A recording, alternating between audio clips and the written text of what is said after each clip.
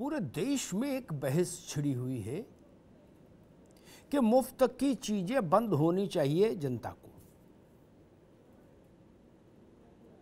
चुनाव में मुफ्त सुविधाएं और सामग्री देने के वादे प्रतिबंधित होने चाहिए। सरकारों पर ये बाध्यता हो कि माले मुफ्त दिले बेरहम वाला जो मुहावरा है उस पर नहीं चले। मोटे तौर पर आप देखिए तो ये बात समझ में आती है कि हाँ भाई ऐसा नहीं होना चाहिए। सुप्रीम कोर्ट में भी इस पर भयंकर विचार मंथन है। 17 तारीख को सभी संबद्ध पक्ष देश की सबसे बड़ी अदालत के मुख्य न्यायाधीश के सामने अपने अपने सुझाव रखेंगे, जिसमें चुनाव आयोग है, केंद्र सरकार है, राजनीतिक दल हैं और तमाम लोग। लेकिन आप थोड़ा गंभीरता से जब इस चीज को देखेंगे तो समझ में आएगा कि हल्ला और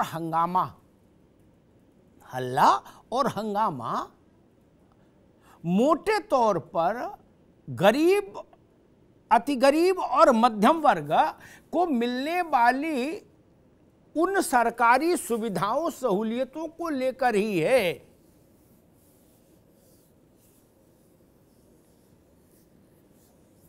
संपन्न, अति संपन्न, कारोबारी, उद्योग जगत, इनको मिलने वाली छूट, रियायत, सब्सिडी, माफी, कर्ज माफी, right of, wave of type की जितनी चीजें हैं ना, उन पर कहीं आपको हंगामा नहीं मिलेगा, ये जान लीजिए।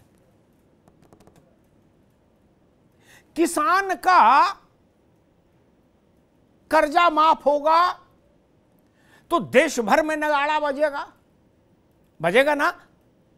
हर अखबार चैनल में खबर चलेगी कि धरती हिल गई, आकाश हिल गया, हिमालय प्रकंपित हो गया, किसान का कर्जा माफ हुआ।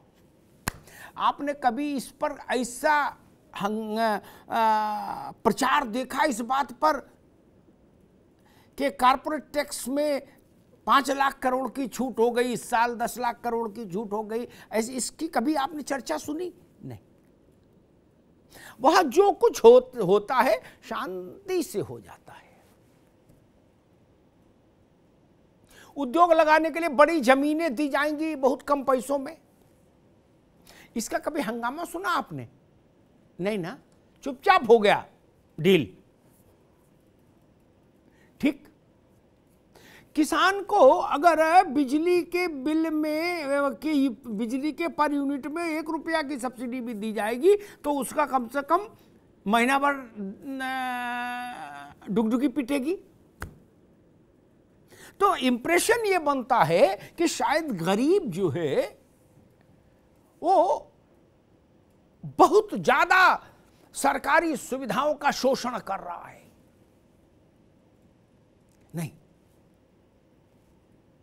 अगर आजादी के 75 साल बाद देश में 80 करोड़ लोग ऐसे हैं जिन्हें जिंदा रखने के लिए अनाज सरकार को देना पड़े, तो ये उन गरीबों की जिम्मेदारी है क्या? यह सरकारों की, देश की? मुझे लगता है देश के लिए शर्मिंदगी की बात है कि 75 साल की आजादी हो गई और 80 करोड़ अभी भी ऐसे लोग जिनको जिंदा रखना है अगर, तो मुफ्त अनाज दिया जाए। अब आप उस मुफ्त अनाज को रेवड़ी बोलो, गजक बोलो, जो समझ में आए सो बोलो, लेकिन इसका मतलब ये तो नहीं कि 80 करोड़ लोगों को मरने के लिए छोड़ दिया जाए।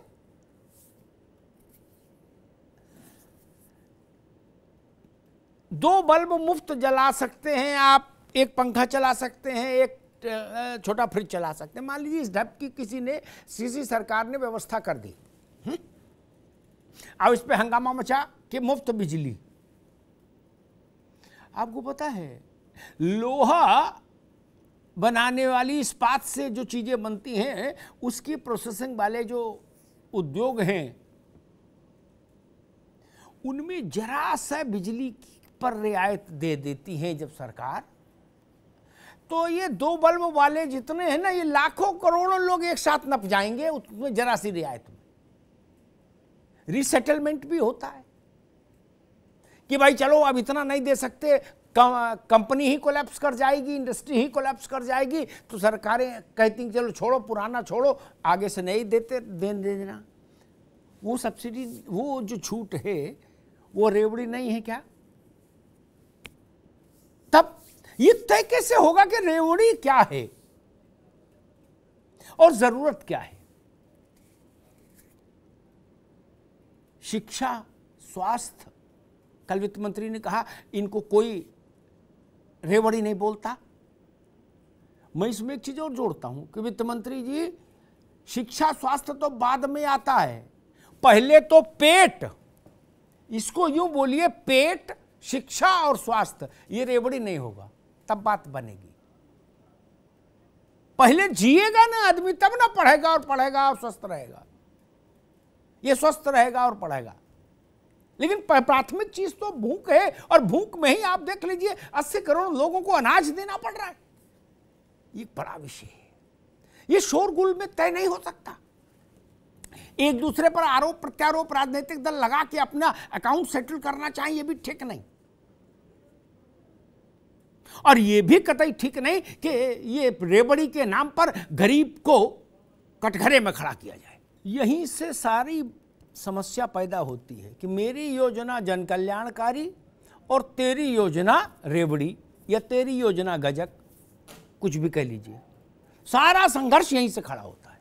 हम लोग पता नहीं, कई बार ऐसा लगता है कि हम लोग हर समय किसी न किसी एक किस्म के फोबिया में जीने के आदी हो गए, हर क्षेत्र में। अमेरिका की अर्थव्यवस्था का अध्ययन करिए, भाई वो सबसे बड़ा मॉडल है ना आर्थिक संपन्नता का, तो वहां भी 85 चीजें सरकार की जिम्मेदारी है जनता के लिए। वहां भी खेती के लिए तमाम तरीके के इंसेंटिव सरकार देती है, और भारत तो दरिद्र देश है। यहां ये जिसको हम रेवड़ी कह रहे, गजक कह रहे, मुरमुरा कह रहे, जो भी कह रहे, ये हटा ले सब, मान लीजिए आज, तो 100 करोड़ आबादी के सामने तो अगले दिन जीवन धारण करने का संकट खड़ा हो जाएगा। अमिताभ तिवारी, 100 करोड़ आदमी जिएगा कैसे अगले दिन, यह प्रश्न खड़ा हो जाएगा। सियासत छोड़ो, मैं कुंडी खटखटाने आया हूं। कोरोना काल में अमेरिका जैसे देश ने, जहां लोगों के पास सस्टेन करने की पावर ज्यादा है भारत की तुलना में, भारत की 98% आबादी के पास सस्टेन करने की कोई शक्ति ही नहीं। आज कमाएंगे तो आज रोटी खाएंगे, वो स्थिति। लेकिन अमेरिका तब भी धनी देश है, लेकिन उसने भी कैश ट्रांसफर सिस्टम अडॉप्ट किया ड्यूरिंग कोरोना, कि नगद पैसा डालो सबके खाते में। अब वहां उन लोगों ने इसको रेवड़ी और गजक नहीं बताया, उन्होंने कहा वक्त की जरूरत है। मैं एक सवाल लेके अब राजनीतिक मित्रों के पास चलता हूं। कौशल कांत जी, एक आंकड़ा लोकसभा में आया कुछ समय पहले, मैं वहीं से बात शुरू करता हूं। करीब 30% की आबादी लगभग ऐसी है देश में आज जब हम आप चर्चा कर रहे हैं, जिसमें गांव में 26 रुपया प्रतिदिन और शहर में 32 रुपया प्रतिदिन की स्थिति नहीं है उस आबादी की। ठीक, उसको सरकार सपोर्ट नहीं करेगी, राज्य की, केंद्र की, कहीं की, तो वो आबादी तो हरिबोल हो जाएगी, राम नाम हो जाएगी। 26 रुपया में सब जीवन जीना है और शहर में 32 रुपया में जीवन जीना है, कैसे जी लेंगे? सपोर्ट नहीं कोई होगा, रेवड़ी नहीं बटेंगी, मुरमुरा नहीं बटेगा, गजक नहीं बांटोगे, जो नाम दे लो, आप लोग भी महान हो। तो मुझे वो मंत्र बताइए कि आप कौन सा तारक मंत्र इन सबके कान में फूंक देंगे कि जाओ बेटा दीक्षा दे दिए, मौज लो, अब पैसे की जरूरत नहीं। धुएं से गरीब परिवार की महिला के फेफड़े बच सके, इसलिए इस देश ने, मैं हम शब्द का प्रयोग करूंगा, प्रेस कॉन्फ्रेंस में पार्टियां अपने अपना क्रेडिट लें, लेकिन मैं किसी पार्टी को क्रेडिट नहीं देना चाहता। ये भारत के टैक्स का पैसा है, भारत के लोगों का पैसा है। भारत की संसद ने निर्णय किया, एक निर्णय किया कि भाई हम उज्ज्वला योजना के तहत मुफ्त में कनेक्शन देंगे, सिलेंडर देंगे। ठीक, कल को कोई विद्वान खड़ा होकर उसको फ्रीबीज बोल सकता है, कहेगा भाई साहब क्या था, लकड़ी से तो हो ही रहा, तो गोबर कंडे थे ही नहीं। ये कहीं कहा गया कि जी ये मैं समझ नहीं पा रहा, बोले गैस का चूल्हा बांटना ठीक है, गरीब के बच्चे के हाथ में लैपटॉप देना ये रेवड़ी है। भाई साहब ऐसा तो नहीं चलेगा। लैपटॉप से भी उसके जीवन का एक विस्तार होता है, कुकर से भी लाभ होता है। जिस बटोई में 3 घंटे में दाल बनती थी, आधा सिलेंडर खा जाएगी, वो 5 मिनट में बन जाएगी तब। और जो लोग ये कहते हैं कि फ्रीबीज का मामला वो है, तो मैं उनसे कहूंगा देश को पहले उतना संपन्न बना लीजिए कि फ्रीबीज का दायरा बहुत छोटा हो जाए। जिस मुल्क में 80 करोड़ लोग भोजन के लिए सरकार पर आश्रित हो मित्र, वहां ये बहस करना अच्छी बात नहीं। खैर, अभिनंदिता माथुर, आपकी पार्टी ने सोचा कि भाई ये मौका अच्छा है और एक ऐसा सेंस प्रिवेल करा दो देश में कि गरीबों की सारी सुविधाएं भाजपा बंद कर देना चाहती है। ठीक, तो ये इसका पॉलिटिकल मैसेज तो बड़ा जाता है। गरीब तो जो भी गरीब होता है स्वाभाविक मनोवैज्ञानिक तौर पर वो बहुत ज्यादा आशंकित रहता है। तो उसका नतीजा ये हुआ, कल वित्त मंत्री को उतरना पड़ा, 2 केंद्रीय मंत्रियों को उतरना पड़ा। लग ऐसा रहा है कि गरीब की चिंता कम, पॉलिटिक्स ज्यादा हो रही है। मैं एक बात कहूंगा भैया कौशलकांत जी, मैंने अभी 10-5 दिन पहले भी कहा था, आपसे आपकी ही शैली में एक ही पार्टी 2-2 हाथ कर रही है, वो है ये अरविंद केजरीवाल की। ये जान लो, मैं तो इशारा करके छोड़ जाऊंगा, बाद में सावधानी हटी, दुर्घटना घटी तो हमको मत याद करना कि भैया बताए नहीं थे। वो क्या कह रहे हैं कि आप अरविंद केजरीवाल का विरोध करते करते गरीब का विरोध करने लगे। ये भाषा कहां से आई थी? आप ही लाए। झेलो, आपने इनके घर पूरी भेजी, इनने पूरी के ऊपर गुना और गुना के ऊपर बूरा रख के भेज दिया। झेलो, अब आप ठीक है, अब ठीक, शेर को सवा शेर मिला, जूझो। सुधा जी, मैं इस बात से बड़ा परेशान, ये रोग सब सरकारों में रहा। मैं ये स्पष्ट कर दूं ताकि आपको उत्तर देने में थोड़ा सा लाइन लेंथ समझ में आया अच्छे से। मनमोहन सिंह की सरकार में जब जिस कारण से वो वापस आई सरकार कर्जा माफी से, तो 70,000 72,000 करोड़ का कर्जा माफ हुआ। देश के स्तर पर कोई रकम बहुत ज्यादा नहीं होती, ठीक, सुनने में बड़ी लगती है, लेकिन भारत जैसे बड़े देश जिसकी अर्थव्यवस्था इतनी बड़ी, उसमें बहुत बड़ा रकम नहीं। उसका ढिंडोरा इतना पीटा जाता है, और जब कारपोरेट का, उद्योग जगत के लोगों का 5 लाख करोड़ 7 लाख करोड़ 8 लाख करोड़ दाएं बाएं कर दिया जाता है, तो उसकी खबर भी नहीं लगती किसी को। और फिर बताते हो कि जी देश की अर्थव्यवस्था खराब हो गई। सुधा मिश्रा जी, ये अंतर क्यों है? वहां विज्ञापन छपाओगे कि कांग्रेस का हाथ किसान के साथ, ठीक, और यहां जब आप करोगे, कोई राज्य सरकार चाहे गहलोत की हो चाहे योगी जी की हो, मैं तो उसमें फर्क नहीं करता, आप किसान को कुछ भी दोगे, 1 कप चाय की व्यवस्था भी किसान के लिए करोगे, तो जितने की चाय कुल खर्चा होगा उससे ज्यादा विज्ञापन झोंक दोगे क्या? और बड़े वालों को जब कुछ देते हो तो अंदर अंदर कर लेते हो, बगल वाले कमरे में बैठे आदमी को भी नहीं पता लगता कि किसको क्या मिल गया। मैं इस बात के बहुत आज खिलाफ में नहीं बोलूँगा, क्योंकि हमेशा इसी पर बोलता हूँ कि विधायक जी, सांसद, सबको कार के लिए लोन बिल्कुल मुफ्त जैसा, फलानी चीज़ के लिए, मतलब उनका सब जीवन मुफ्त समझ लो क्या?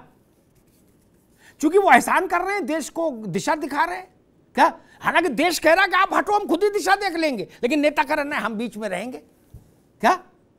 मलाई हम खाएंगे। हम कह रहे हैं दाव दादा अपने घर जाओ, हम देख लेंगे, बोला ना हम दिखाएंगे, मार्गदर्शन करेंगे क्या? वो विषय अलग आज है।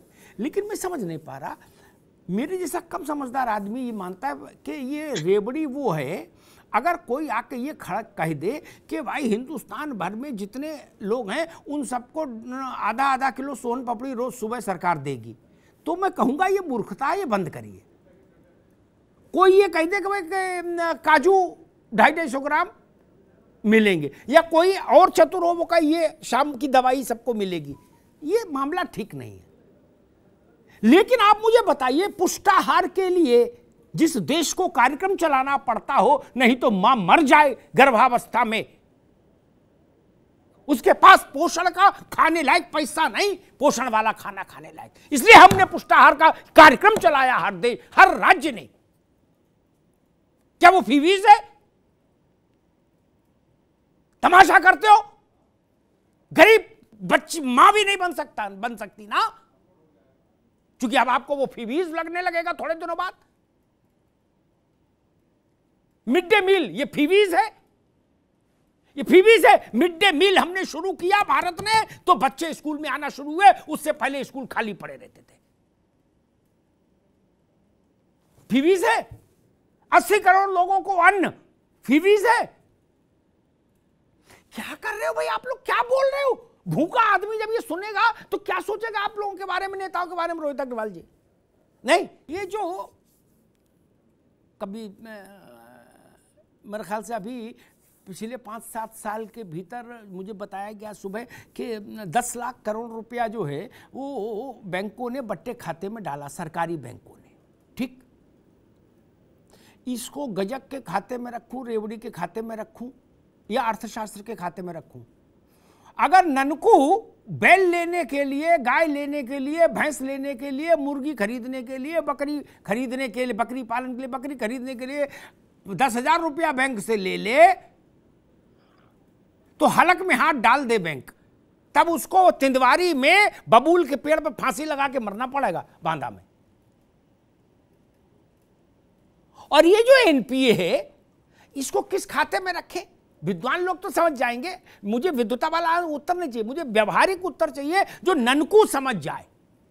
मैं तो सब समझता हूं कि जेटली जी ने क्या कहा, चिदम्बरम जी ने क्या कहा, निर्मला जी ने क्या कहा, ये लोग अंग्रेजी के जानकार बड़े विद्वान लोग हैं। मैं समझना चाह रहा हूं उसको क्या बताऊं ननकू को। हमने मालूम है कि ये वयस्क मताधिकार क्यों चुना जवाहरलाल जी के समय देश ने, कि आदमी की बुद्धि विवेक उतना स्थिर हो जाएगा, अपना भला बुरा कुछ तो देख लेगा। ये तो वोट देने वाले और वोट मांगने वाले के बीच का कार्य व्यवहार है। इसमें अदालत फैसला करने लगेगी तो फिर एक नए किस्म की क्राइसिस में भारत खड़ा हो जाएगा जाके। नहीं, अगर कोई ये भी कहता है, मान लीजिए कि हमको एमएलए बना दो, हम चंद्रमा पे प्लाट देंगे, तो उसको घेर के मारो ना, हराओ। ये बुद्धि विवेक तो देश को जागृत करना होगा।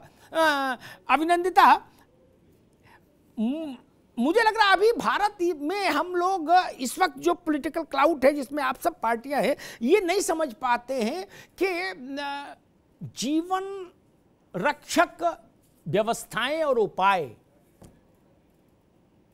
अलग चीज है, और चूंकि हम गरीब देश हैं, बेरोजगारी बहुत है, इसलिए हमारे यहां जीवन रक्षक व्यवस्थाएं और उपाय बड़ी आबादी के लिए करने पड़ते हैं, इसलिए उसमें बजट बहुत लगता है। लेकिन उनको आप फ्रीबीज, रेवड़ी, गजक, मुरमुरा, गट्टा ये नहीं कह सकते, नहीं तो इतनी बड़ी आबादी मर जाएगी। अभिनंदिता,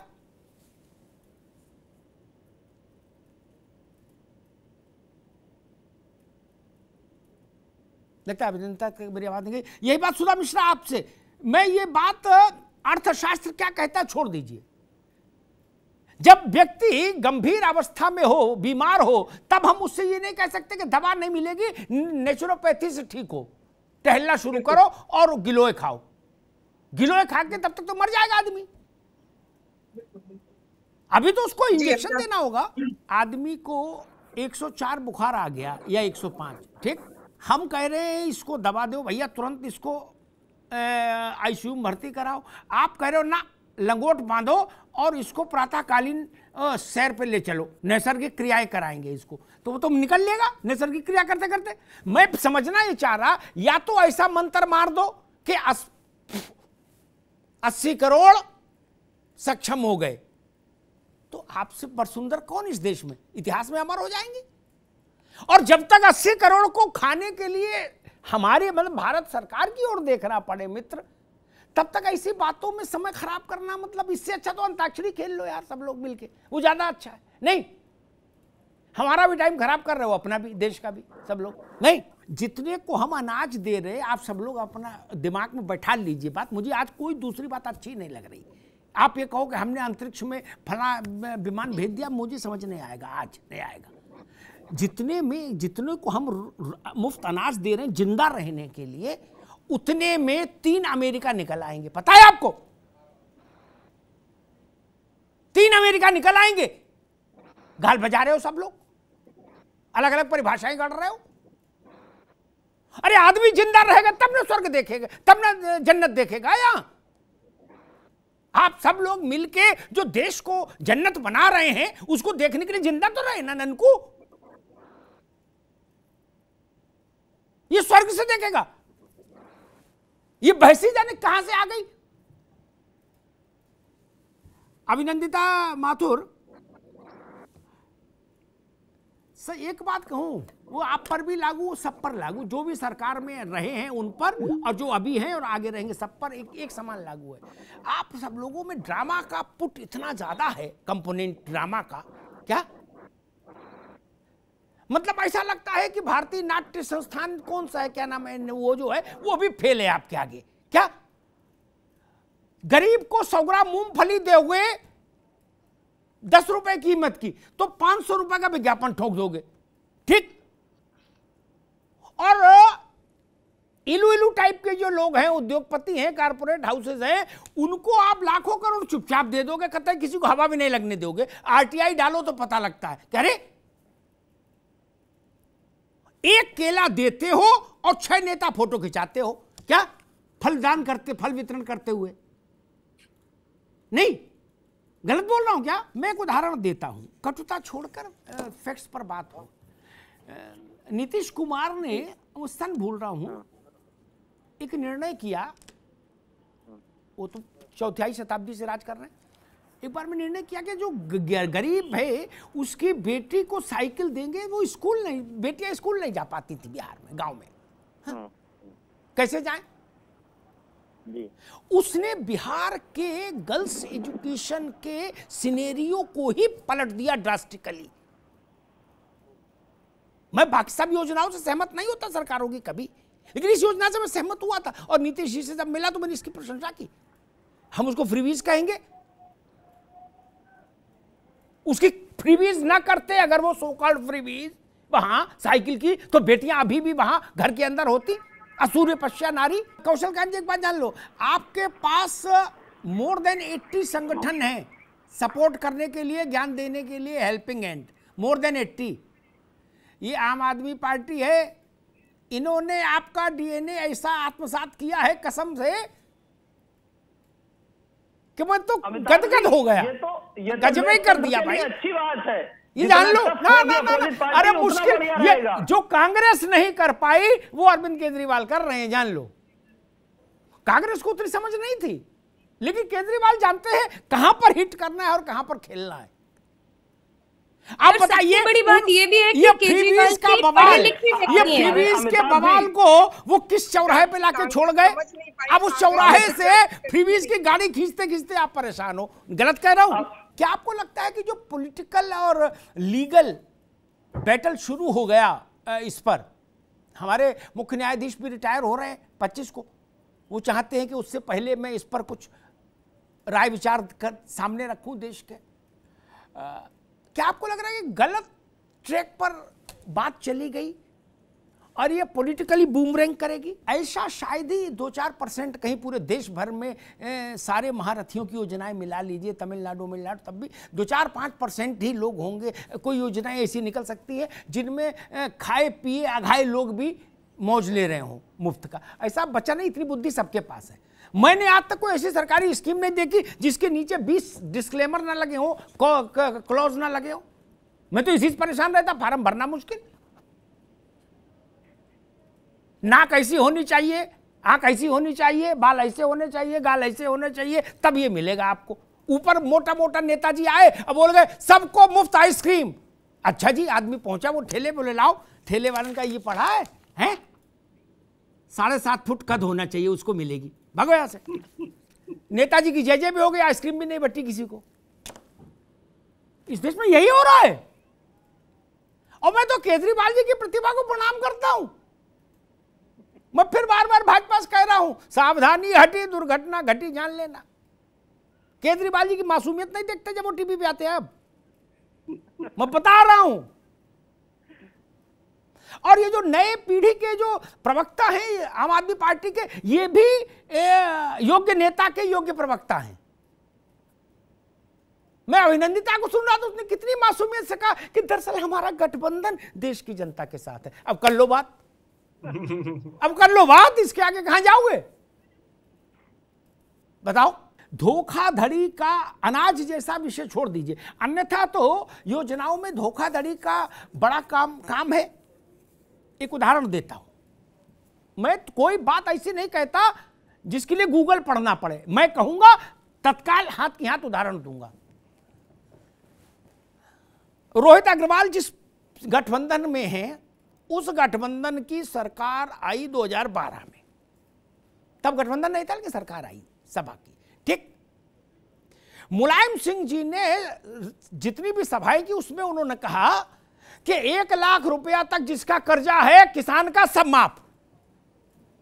सरकार बन गई, झरा वोट पड़ा, झरा। अमिताभ तिवारी समझिएगा माइन्यूटली, ठीक। उसके बाद जब शपथ हो गई अखिलेश जी की, कौशलकांत आप भी सुन लीजिए क्योंकि आप सब लोग उसी खेल के खिलाड़ी हो ना, तो अब किसान पहुंचा पंजाब बैंक से, स्टेट बैंक, फलाना बैंक, इलाहाबाद बैंक। अब बैंक वालों की जान सांसत में किसान अपना धोती समेट पहुंचा, बोलो भाई हाँ भाई लोन माफ करो। सरकार ने लखनऊ से 4 पन्ने का कार्यालय आदेश बना के भेज दिया तिवारी जी। क्या उसमें अब इतना समय नहीं मैं बताऊं, वरना मैं बता देता डिटेलिंग क्या थी। केवल 8% लोग उस दायरे में आ पाए। क्या 92% को, लेकिन सरकार तो बन गई 5 साल के लिए। तो ऐसा भी नहीं कि फ्रीबीज में कोई बहुत लुटाए दे रहे हो, ऐसा भी नहीं, ये गलत फहमी भी निकाल दो। क्या और मैं इस बात को देश के साथ अन्याय मानता हूं। आप 10 रुपए का गरीब को राशन दो या कोई काम मदद करो उसकी। एक स्कूल में आरओ प्लांट का उद्घाटन करने जाओगे, कितने का आरओ प्लांट लगा होगा? 1 लाख 2 लाख, ठीक। और उस राज्य के सारे अखबारों के पहले पन्ने पे ठोक दिया विज्ञापन है, पता लगा 55 लाख रुपए का विज्ञापन जारी हो गया है, और होर्डिंग लगा दिए 60 लाख के, करोड़ पार हो गया 3 लाख के काम के उद्घाटन में। यही गरीब के लिए लगा दो भैया। भाजपा हो, सपा हो, कोई अरे आम आदमी पार्टी हो, कोई पार्टी हो जो भी कहीं शासन में है, ये तरीका बंद कर दीजिए। हर जगह होर्डिंग क्यों देखना चाहते हैं अपना? कौशल जी, ये केजरीवाल जी क्यों चाहते हो कि मेरा चेहरा हर जगह दिखे? ईश्वर बनना चाहते हैं क्या? सर्वव्यापी होना चाहते हैं क्या?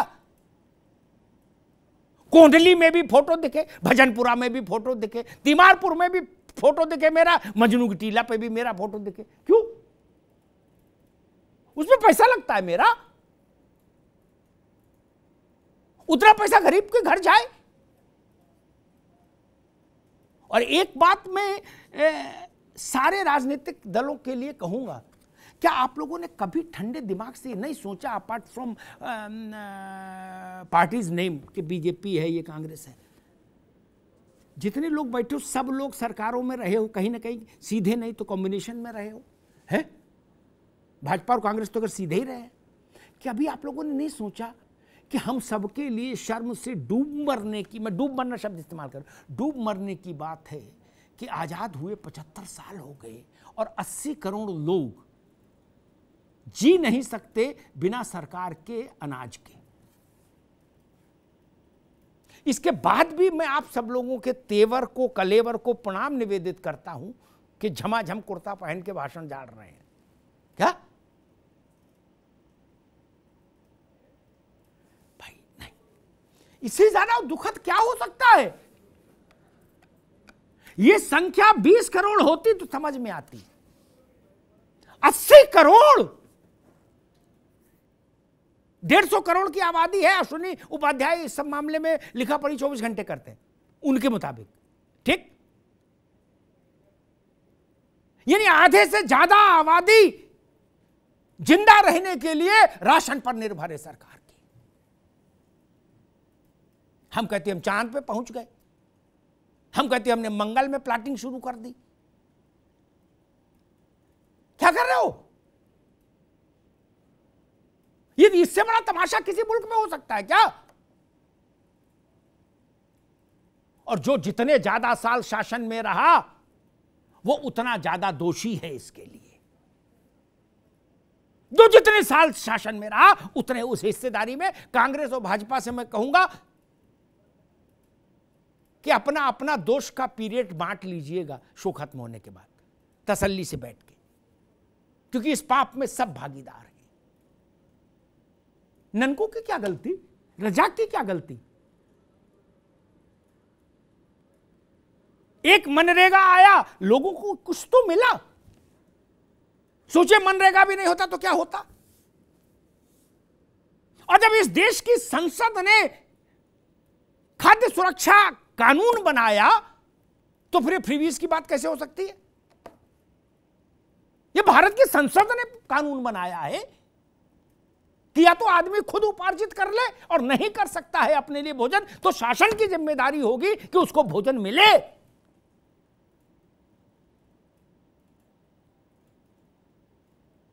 अब लाल बहादुर शास्त्री जैसे लोग तो रहे नहीं कि अपना एक टाइम कम खाएं और जनता के लिए सोचें।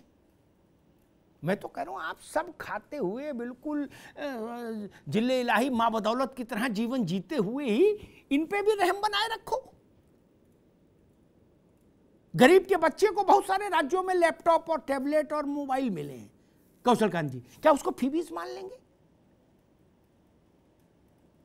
हमारे आपके लिए मोबाइल समस्या नहीं होगा, लेकिन सामान्य आदमी से जाके पूछिए, उसके लिए मोबाइल खरीदना बड़ी चीज है। और घर में होगा भी तो एक होगा, बाप ले जाएगा। फीस मान ले नहीं। और जितना जितना पैसा छापों में मिल रहा है ना, 32 किलो सोना, मैं तो चौंक गया। मुझे लगा अरहर की दाल है क्या? तो भी रईस है आदमी अगर 32 किलो अरहर की दाल मिल रही है इसके घर में। भैया बोलो, पता लगा नहीं 32 किलो सोना है क्या? 60 करोड़ कैश मिला। गरीब आदमी सुनता होगा, क्या सोचता होगा रोहित जी? और उसके बाद वो आप लोगों के भाषण सुनता होगा कि ये फीस नहीं चलेगी, मुफ्तखोरी बंद करेंगे। उसकी आंखें पथरिया जाती हैं देख के कि बाप रे बाप, लोगों के घर 32 किलो सोना भरा है और मेरे 5 किलो राशन पे सवाल उठ रहे। यार वो भी इसी देश की संतान है, इसी भारत मां की संतान है। आजादी के अमृत महोत्सव पर शपथ लेनी है तो इस बात की लीजिए। मैं बहुत जल्दी की बात भी नहीं कहता, लेकिन 25 साल के भीतर तो ऐसा हिंदुस्तान बना दीजिएगा कृपा करके कि किसी को राशन सरकार से नहीं लेना पड़े। क्या इतना कर सकते हैं? अगर कर सकते हैं तो भारत माता आपसे प्रसन्न रहेगी। और नहीं कर पाए और 100 साल पूरे होने के बाद भी यही रोना रहा तो हम सब के लिए साझी शर्म की बात होगी, डूब मरने की बात होगी।